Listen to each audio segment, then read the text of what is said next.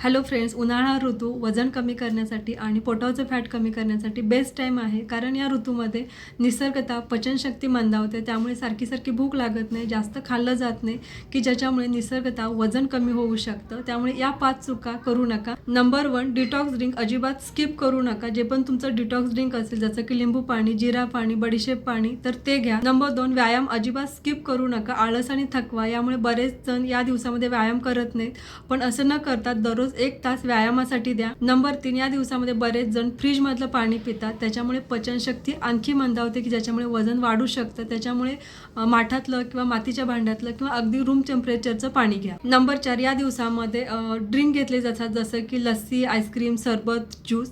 तर याच्यामध्ये जास्त प्रमाणामध्ये साखर असते, तर ते अवॉइड करून तुम्ही त्याच्याऐवजी ताक किंवा वेगवेगळ्या प्रकारची फळं घेऊ शकता. नंबर 5, उन्हाळ्यामध्ये दुपारी गाढ झोप घेतली जाते, तर ते अवॉइड करून तुम्ही छोटीशी नॅप घ्या आणि दिवसभर ॲक्टिव्ह राहायचा प्रयत्न करा.